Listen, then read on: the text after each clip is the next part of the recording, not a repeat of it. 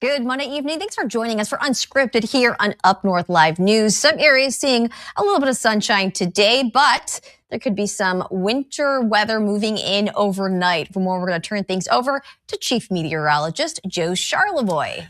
Yeah, thanks, Melissa. And we're already seeing some snow, at least several spots this afternoon and evening, dealing with some snow. The issue tonight is going to be some snow north, and then as you head into lower Michigan, potentially a little freezing drizzle or rain or some sleet tonight. But a look at Drummond Island, where we've had off and on snow through the day today. A look there this evening, one of those spots that has seen some snow. Now, the National Weather Service for all the purple shaded areas has issued a winter weather advisory. We've had a lot of those this winter. Where the arrow is, that is Luce County. That's until 7 a.m. Every other county until 10 o'clock tomorrow morning. And you can see radar showing some of the snow to the north, but there's, again, more of a wintry mix in Wisconsin, all that heading our way. We'll take a look at that forecast in much more detail in a few minutes. All right, thanks for that, Joe. How far do you have to drive to go to a hospital or even a doctor's office? We broadcast 25 counties, and in the vast majority, the answer to that drive time question, probably a lot farther than someone who, say, lives in Detroit in Wayne County. That's probably to be expected because they just aren't as rural as Northern Michigan, but not everybody sees it that way, and that's created a stir in Lansing. Our Mark Shillette reports. When 100 people in Wayne County are considered a rural area, that to me seems like that definition's not very appropriate. At a House Appropriations Committee meeting in Lansing, the topic was healthcare, but a lot of the questions raised had to do with geography. I'm looking at your map and I see that Wayne County is the same as Lapeer County. They're not. But I also see that St. Clair County is not rural, but Oakland County is. A comparison of counties because of this map from MDHHS. The question that I get asked the most, the number one question is, what is rural in Michigan? It matters because the green rural counties and the light green ones, partially rural, according to MDHHS, are eligible to apply for $173 million in rural healthcare grant funding through President Trump's so-called One Big Beautiful Bill. The state of Michigan applied for this money. I don't think we did a great job of stating our case. Just giving an example, Ohio got $209 million. South Carolina got $200 million, and they have 5.4 million people. Michigan got $173 million, and that was only about $30 million more than the lowest state out there. But not all that $173 million will go towards actual patient care. One of the main concerns we kind of had when we got through the list was $18.8 million of this money is going to administrative cost in developing these programs, sending out the money. The state of Michigan will get about $18.8 million in the DHHS system that won't be going out in rural healthcare. But for a collection of Northern Michigan lawmakers, another perhaps more pressing concern goes back to that geography question and how rural is being defined. The problem is when you look at the map, how DHHS classifies rural, partially rural, or urban, Grand Traverse and Leland are in the same area as Wayne and Oakland counties. They're considered partial rural districts. Which means they will go toe-to-toe for the funding. It's going to be, in my eyes, a little difficult. The Center for Medicare and Medicaid Services left it up to states to define rural. MDHHS chose to use the Federal Office of Rural Health Policy Standards. CMS did not provide necessarily a definition for what would be rural for all states to abide by. Instead, they said, you know your state best, you tell us. This one raising concerns. In hearings, MDHHS admits concerns will be listened to and taken into consideration when grants are awarded. But many Northern Michigan lawmakers say they aren't comfortable with the definition, the map, or what seems to be a reoccurring trend. It seems like every issue that comes up, even if it says rural in the name, we still have to fight for that money to come north. That was Mark Shillette reporting. In addition to the rural classifications, some lawmakers say they hope to also address next year's funding. They say states like South Carolina, which removed pop and candy from SNAP benefits, received higher federal funding amounts. In the meantime, many Northern Michigan lawmakers say they will hold MDHHS accountable when it comes to truly considering how rural some of the identified rural counties are when it comes to awarding grants. Well, switching gears, for those who choose to hunt, this year's deer hunting season could look very different here in Michigan. That is, if a bill which recently passed the House with bipartisan support is ultimately adopted. The bill would lift the baiting ban and other feeding restrictions for deer and the elk across the Lower Peninsula. Organizers say it's an effort to manage rapidly increasing deer populations. The baiting ban was originally passed in 2019 to keep deer from gathering together around bait piles and spreading disease to each other. A bill that has already passed the state house is now headed to the Senate. And that brings us to our guest tonight, State Representative Parker Fairbairn, joining us tonight on Up North Live. Representative Fairbairn, thank you for making the time to be here tonight. Absolutely. Thanks for having me. I want to first talk about the deer baiting. Why is there a push to lift the baiting ban in the Lower Peninsula? You know, I think we've seen over the past few years an abundance of deer, especially in the lower part of the Lower Peninsula. But if you look at it, back in 2019, the Natural Resource Commission actually banned deer baiting, and we still have deer baiting in the Upper Peninsula. And they said it was due to science and the science of deer culture and the deer herd. Trying to stop the spread of TB and chronic wasting disease. And we found that really doesn't happen with deer baiting. Deer are social creatures, and they interact with each other all the time. Is there an area specifically in the Lower Peninsula that we are seeing more deer than usual? Yeah, I would say in the lower half of the Lower Peninsula, there are tens of thousands of deer car accidents every year, causing insurance rates to be very high in Michigan, one of the causes. I think there's a multitude of factors, and we've been calling for the last few years to lift that ban, let hunters enjoy the outdoors, have a better chance of getting deer. This has been a very important issue to a lot of people across Michigan. What about people on the other side of things who say, let nature take its course, leave the ban as is? Well, I mean, even if you say that argument, I would argue that nature can't take its course because we're having so many deer get injured or killed by vehicles. It really is not a sound argument. Mm-hmm. And you did mention earlier chronic wasting disease. Is that something that we are still concerned about in Michigan with deer? You know, it can be, and deer do still get chronic wasting disease, but really the evidence is not clear on this.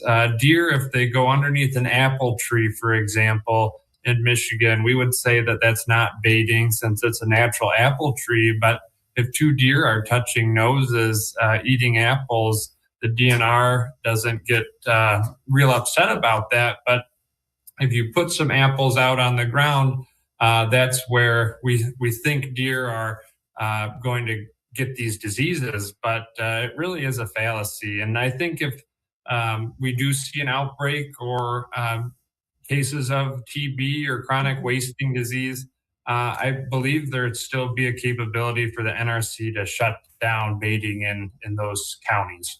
And speaking of the NRCE, I want to switch gears for a little bit, talking about a decision by the NRC to live stream its meetings. Why now, and what would this mean for future meetings going forward? Well, we pushed very hard. I actually had a bill in the House that I introduced this past year in 2025. We got it through the House of Representatives to require the Natural Resource Commission to live stream their meetings. Their meetings, they happen every month, and they do them all over the state of Michigan. But the issue is, if you live up in Keweenaw County and want to show up to their meeting in Lansing, you're not going to drive 8 hours just to get to the meeting. So this offers the ability for everyone in Michigan to watch these meetings and see what the Natural Resource Commission, what moves they're making that'll affect anglers or hunters. And what is the next step as far as this decision? Where does it stand right now? Well, right now, we passed that bill through the House. The Natural Resource Commission came out last week and said their next meeting in February is actually going to be live streamed. And we believe that that legislation really helped push them to make that decision. So we'll be able to see those meetings online now, and they'll be archived actually, so you can go back and watch those meetings. Thank you. We appreciate you breaking this down for us and for taking the time to speak with us tonight. Again, Representative Fairbairn, speaking about the issue of lifting that baiting ban in the Lower Peninsula and also the NRC live streaming their meetings going forward. Switching gears now to the biggest sports event of the year. We, of course, saw the Super Bowl last night. The Seattle Seahawks, Super Bowl champions today. This is video of fans celebrating that win last night after the Seahawks beat the New England Patriots 29-13. The Seahawks will celebrate with the World Champions Parade this Wednesday. The city of Seattle estimates up to 1 million fans will attend, and this marks the second Super Bowl victory for the franchise. Their previous win was back in 2014 against the Denver Broncos. And it is time for our question of the day. We want to know, where did you leave off watching the Super Bowl if you watched it all? Check out our poll right now on our website, UpNorthLive.com. You can also scan that QR code right there on your screen.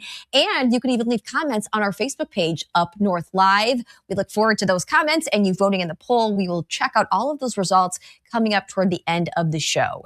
Don't go anywhere. Chief Meteorologist Joe Charlotte talks about some snow moving in overnight. I'm Jada Johnson from Big Boys TV, and the Fish and Game Report is sponsored by Johnson's Propane.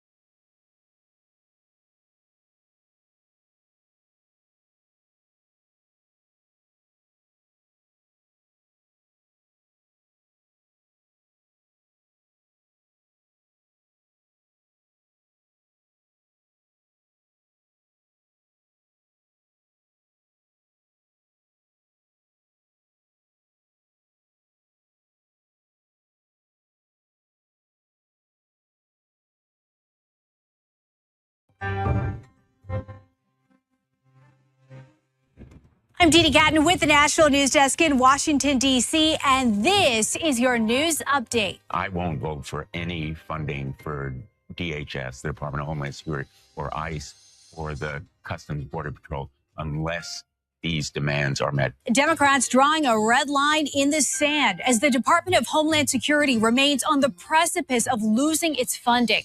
The agency's shutdown showdown continues as Republican lawmakers resist the hard, fast demands. Friday night at midnight, DHS will go dark without a compromise, putting workers for FEMA and TSA, among others, at risk of being furloughed again. None of these actions would stop funding to go to either ICE or CBP. More questions, no answers. Ghislaine Maxwell makes her long-awaited virtual deposition before Congress and pleads the Fifth. The associate of convicted sex offender Jeffrey Epstein said she would not testify without clemency from the president. The Ethics Committee has jurisdiction over members of Congress. The two businesses in question are owned by Ms. Omar's husband. So the Ethics Committee does not have jurisdiction over a spouse. The House Oversight Committee is now investigating companies linked to Minnesota Congresswoman Ilhan Omar's husband. Chairman Comer citing a tremendous jump in assets and raised questions about whether their success could be tied to widespread fraud schemes. Congresswoman Omar's financial disclosures increased to $30 million only a few years after declaring to be worth $50,000. And that's your news update.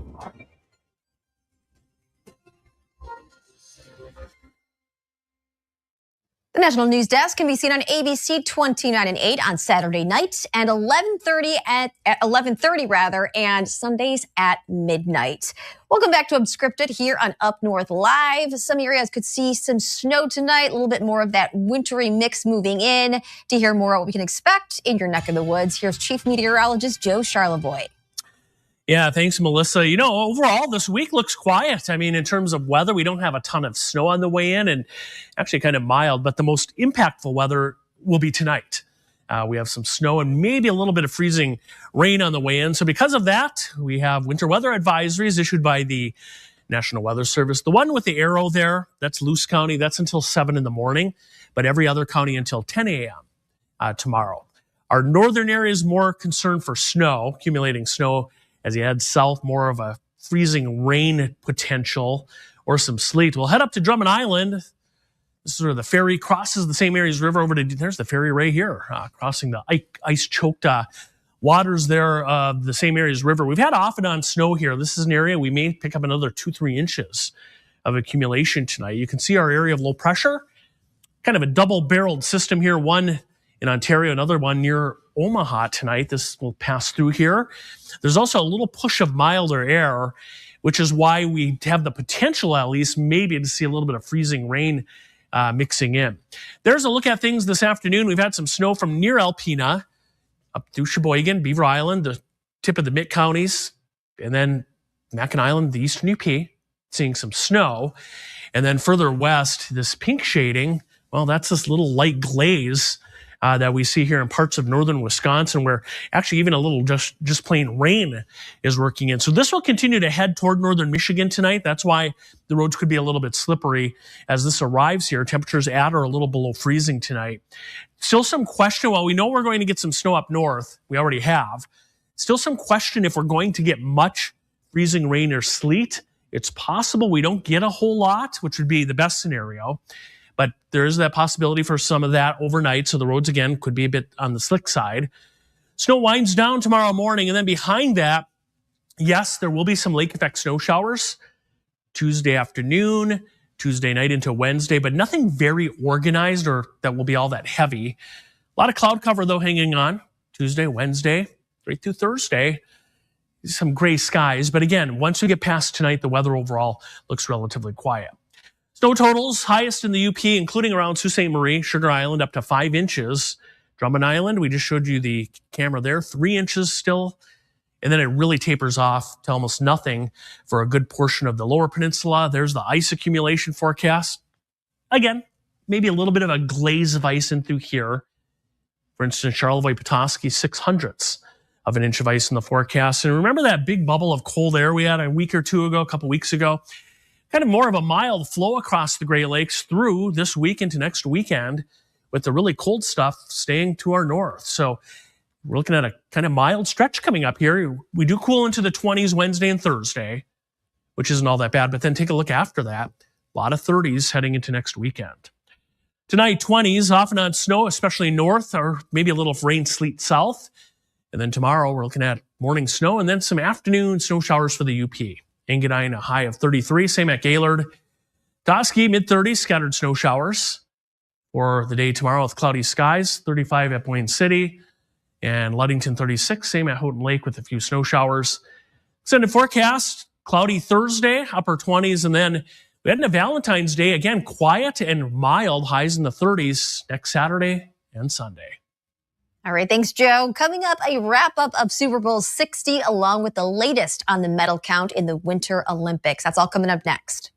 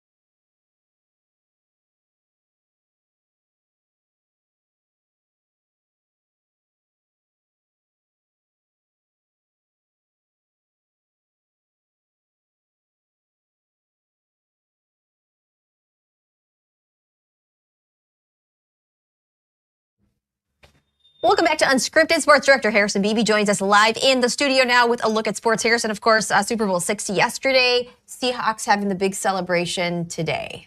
They are. They partied well into the night. I'm sure in they did. Seattle and the next day. And Melissa, we had some local ties to this Super Bowl. A lot of Michigan players throughout. Barner, the tight end who had the touchdown catch for the Seahawks, he was a former Michigan player. Mike McDonald used to be a defensive coordinator for the Wolverines. But the big spotlight for Michigan college sports was Kenneth Walker III. He had 27 carries in that one for 135 yards and an impressive output for Seattle in that win, 29-13 over the Patriots for Super Bowl 60. The man you're looking at right there is Sean Smith. Now, Sean Smith, for those of you who don't know, a graduate of Ferris State University, which For a is Bulldog. in our viewing area. 1994 graduate, and been pretty productive his career in officiating ever since then. I think I heard he started the NFL a few years later, and he was the main official in last night's big game. And I kind of I think I told you guys. You told me, yes. Yep, he was kind of right in the middle of all of it, making the announcements, had the headset. So it's a pretty big honor to get that in any NFL That's game. huge. Much less get that in the Super Bowl, the biggest game of the year. And they purposely, Melissa, you don't really know, they purposely pick the best of the best officials as far as reviews and analysis. From the regular season.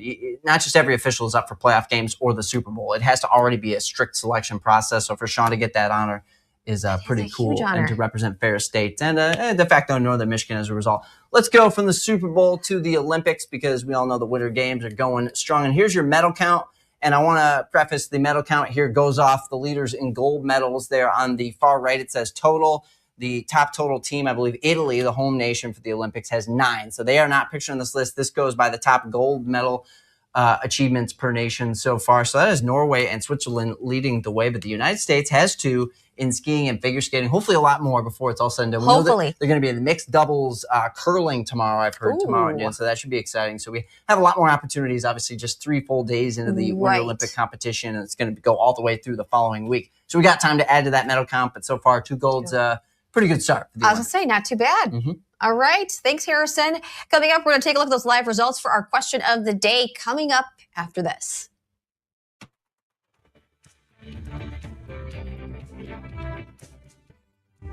Salon services are furnished by Epiphany Advanced Academy in East Acme.